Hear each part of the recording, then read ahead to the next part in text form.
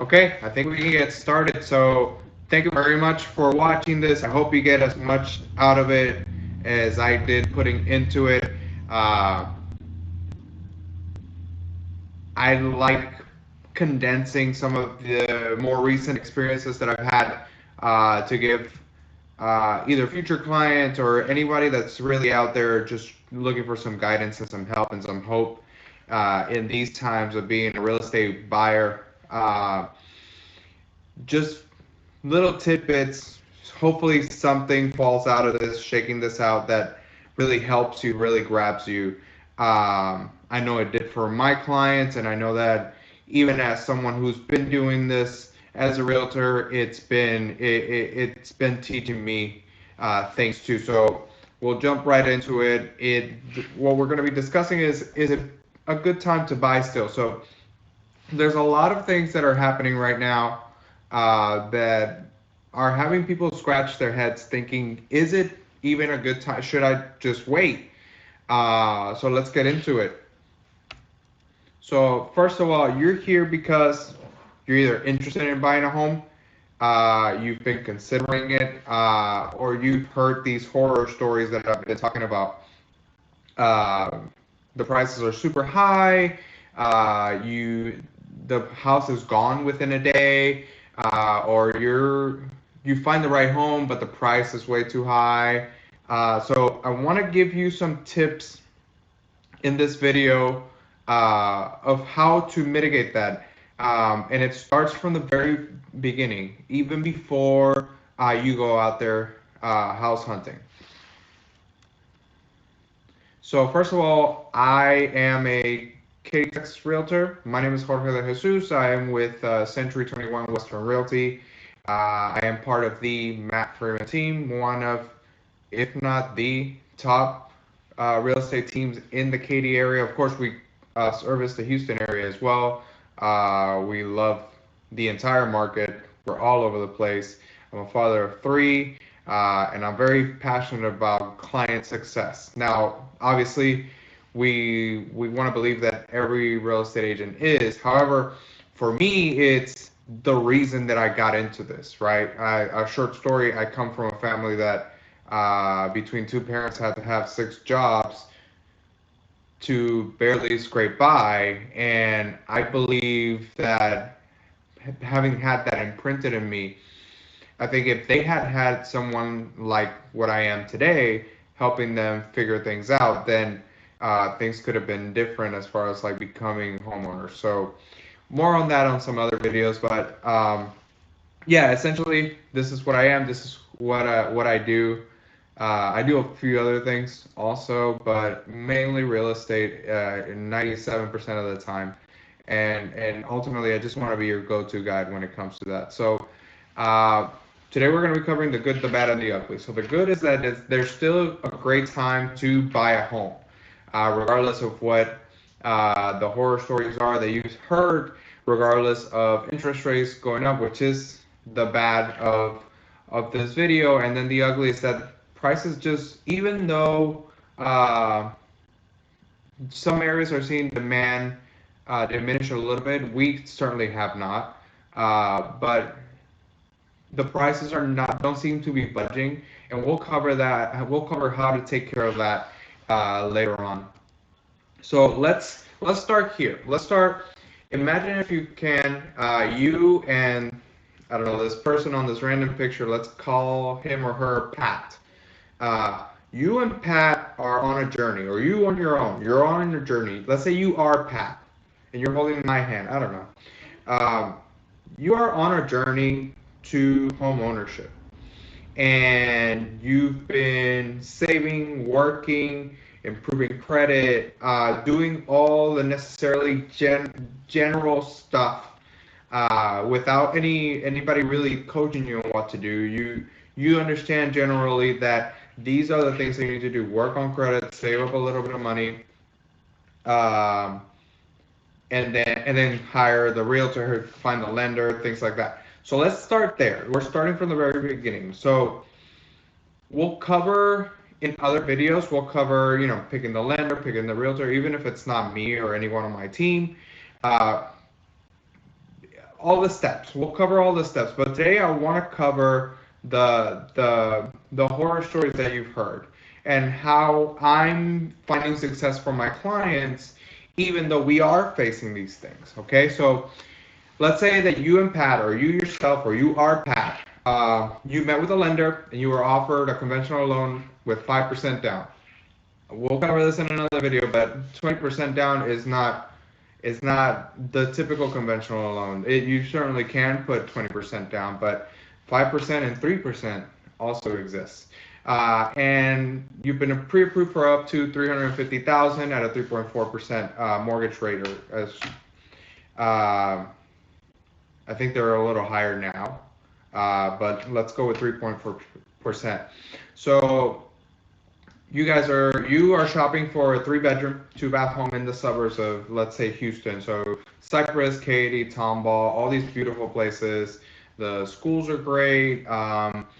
The access to highways to get to anywhere in Houston, all that stuff. So let's say you also hired me, and let's say that you've given me a 75-day deadline to find this home, get under contract, and get you moved in. And let's say that you want to stay, even though your lender pre-approved you for $350,000, you want to stay under $300,000. Perfect, that works. So here's the first thing that I would do with this scenario.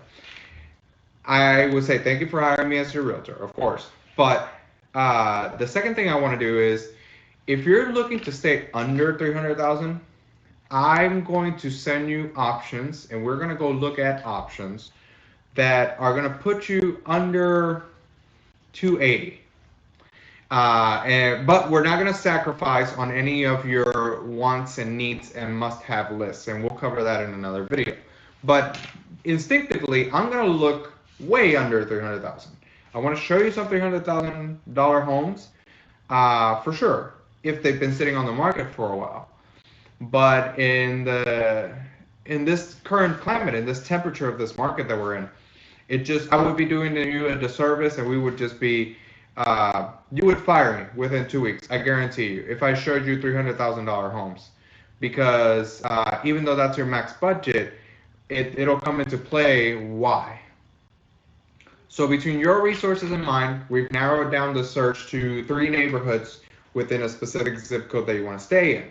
So you say that the style of the home and the feel of the neighborhood and the proximity to highways were a determining factor. So you're saying these things, and I'm keeping that locked in, just in case we have to pivot and find a different place to search, to perform our search. Because remember, I only have 75 days to get this done for you, and I need to be on top of this and make sure that we hit that deadline. We're well beyond, before that deadline, we're handling our business. So I want to pause for a second. I want to remind you, there are plenty of sources to find homes for sale. May I suggest specifically, if you're looking in the Houston area, it's a website called HAR.com. HAR.com, it gives you the most up-to-date information on homes that are for sale, maybe pending, and we'll cover what all these pending on the contract, we'll cover what that means. But HAR.com is probably the best tool to use when looking in the Houston market, the most up-to-date tool. And it's also the back end of HAR.com is what we use as Houston area realtors to update the database, which then goes out to your Zillows, Trulias, and all that. So you're getting secondhand information whenever you use these third parties. So go straight to the source and go to HAR.com. So a bonus feature of the area that we were targeting, the listing price, which we'll cover in another video, the difference between the listing price, the asking price, the purchase price, all these terms. We want to make sure that you get them right, but we'll cover them at a later time. So the listed prices in this area, in these 3 neighborhoods, are $20,000 to $30,000 under budget. That was my goal. So we narrowed it down to 3 homes. Double thumbs up. So now, house A, Was built in 2015, listed at 275, and has everything you need except it has the world's tiniest backyard. Huge turnoff. You don't like it, but it wasn't in your must-have list, so it's okay because the home is completely renovated. There's nothing that needs to be done with it. It's in beautiful neighborhood. It's in a cul-de-sac. It's perfect. Check, check, check, check. It just has the tiniest yard in the world. House B was built in 2012, slightly older, not too much, listed at 264.9, slightly smaller overall house than you would like, but definitely a top contender. It has everything. House C was built in 2000. Now, this is listed at 232, which is an interesting price. It has absolutely everything, including the space, but everything's just outdated. So let's dive a little deeper. Now, the bad. Compared to a few months ago, the cost of borrowing money has gone up. Ever since you got your pre-approval, you've been talking to your lender about the reality of getting a 3.4% interest, which, it's not locked in during your pre-approval process. So it could be higher, it could be lower, but you're getting estimates and you're watching the news and you're seeing these rate hikes and you're seeing all the information that we're seeing. And the mortgage companies and the lenders, that's how they react to these things as well. But I wouldn't be doing my any good at my job if I didn't remind you. They will only continue to climb. There's no earthly way of knowing when they will be this low again. So again, we're in a special time where, yes, we've been enjoying very low cost of borrowing money. However, we don't know when it's going to be this low again. So you got to keep that in mind before you decide to. I've had clients that quit just on that because they run the numbers again. Now, a quick tip, real quick, when you go to sites like Zillow, they'll give you like an estimate of what your payments will be. Don't trust that because ultimately they're trying to sell you their mortgage product, and even they can't promise you the low payments that they're displaying on their website. So we walked through all the properties. A is in immaculate condition. B needs new carpeting, not too shabby. C will need a new roof and AC system in the near future. So the original owners have been living there for almost 22 years. We have to get these major things repaired. So A, obvious choice. Well, every potential shopper and buyer shopping in the area agrees with you. So within 36 hours, you've gone up against 7 other offers, most of them, if not all, well above the asking price. So for property B, the seller is not looking to budge on price or give credits for repairs or anything like that. They want to get all their money. And property C, it just seems like too much work, although it's wonderful. So what do we do now? Well, property A, that situation of too many offers, well above asking, that's common, especially when the seller has maintained the home. It's in a great area. It's in an area where lots of people are migrating to, and the amenities are just well worth it. Property B, I can show you. Here's the data. The asking price is the highest that they should be asking for a property like this, but you're not competing with any other offers, but there's just not budging on the price. And property C, well, I show you the data and it says, well, look, if you fix it all up, you could sell for 280, 300, although you don't want to do that. Their neighbors did that, and although you're going to be living there, it might be worth the investment, and that's definitely something to look into for a variety of reasons. So these three types of properties are out there, all within similar neighborhoods or within similar areas, within the same zip codes for sure. I live in one, and I service 3 around me that have all of these mixes of.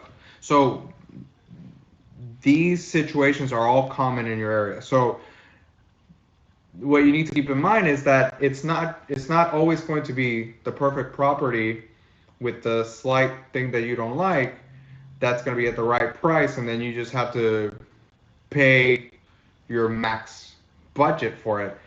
In fact, if you keep looking, there's some and this is a very important term, is days on market. Look for properties that have been sitting on the market a little longer. Uh, Not only would they be a little more negotiable, but maybe what other people are passing up on might be something that you're actually okay with. All three will eventually, as real estate tends to do, especially in areas like the suburbs of a major metro like Houston, they're going to continue to appreciate. Even if we have a crash, they'll bounce back. So purchasing now is better than trying to time the market or purchase later out of regret. You need a realtor. Now, it doesn't have to be me, but you need somebody who's unemotional, reminding you of the goals that you set out and pushing you through those goals with your objectives. So at the end of the day, we are here to serve you as long as you are clear on the end result that you want and we're communicating that clearly. So it's going to get really competitive out there. You have to define the area, size, features, and amenities you want, or you're going to be wasting time window shopping. Okay? If you can find pockets within your target area that trend lower, they are worth taking a look. And this is what I was talking about. Not just the particular houses, but sometimes there's pockets of these neighborhoods because a lot of word of mouth marketing goes around, painting the wrong picture of certain neighborhoods. And I deal with this all the time. I tell clients, hey, maybe we should look in here. Well, no, I heard that this. Well, no, let's go take a look at it. Let me know what you think. Mortgage rates are on the rise, period. Nothing you can do about that. And this whole search, especially in a time like now, tends to be a very emotional time. So don't let that get to you. So here's how I, as a buyer, not as an agent, as a buyer, here's how I would approach these three properties. So property A, I'm going to pay it the $300,000. I'm going to put 10% down instead of 5%. I'm going to close as quickly as possible. I know my lender can do it in 14 days. I'm going to waive the appraisal, which we'll cover that in another video. I'm going to skip the option period. And so basically, take all my money. I don't care. I want the house. I want to be in that house. Right? So here, all logic leaves. All data leaves. Forget about comparables and all this. I want the house. Okay? Not everybody can do that, though. So you need to talk to your realtor about that. Property B, I'm going to offer $250,000, but I'm going to give them no option period, which means I can still get it inspected, but I'm not going to back out of the contract. I'm not going to give myself a window to back out of the contract. I'm going to close in 3 weeks. I'm going to waive appraisal again. I'm not going to back out of the contract, and I'm going to offer them, hey, if you need 30 days to either find your next home or get yourself settled in the next one, I'm going to give them a 30-day lease because I need 75 days. But if we can get this done now, my lending process takes about 25, 30 days or 14 days, hopefully. But I can give you an additional 30 days after that, and you pay me a small lease or I waive the lease, and you can stay there until you get settled. So this is a lower listing price, but absolutely the best terms that I can offer. Property C, it's $220 all day. I'm going to give you a 7-day period and 21 days to close. This property sitting on the market, nobody's even taking a look at it, but I see the potential. I want the house, but I want you to sweat for it a little bit. So, is it a great time to buy? You can't time the market, either real estate or stocks or any other type of investment. The time to get in is now. And you can look at it like that, or a more emotional, well, this is our home. Okay, well, you need to weigh whether getting into your home now or getting into your home later, what's going to be the pros and cons. Everybody's different. That's something that you're going to have to handle on your own. The terms are just as important as the price, as I demonstrated. So keep that in mind whenever you're negotiating. Unless you have purchased a few homes before, you need a team of people on your side. Okay, you just absolutely do. And like I said, the best time to buy the home you love is now. Now I'm going to leave my contact information. If any of you have any questions or you want to, feel free to text me, send me an email. And one last thing that I didn't cover in this video that I want to end with. New construction homes, depending on your aesthetic taste, might be a great alternative. Out of the last 5 closings that I've had with buyers, 3 of them have been new construction because you don't have to fight over price. Everything's brand new, so I mean you can get it inspected and you should, but uh, typically the repairs are minimal. Uh, and builders are actually giving great incentives to use their in-house finance, well, and not in-house financing, but their preferred lenders. So it's a great time to also look into a new construction home. Well, I hope that's been as wonderful for you as it has been for me. I hope it really helps you out, and if I can help in any way, please feel free to reach out.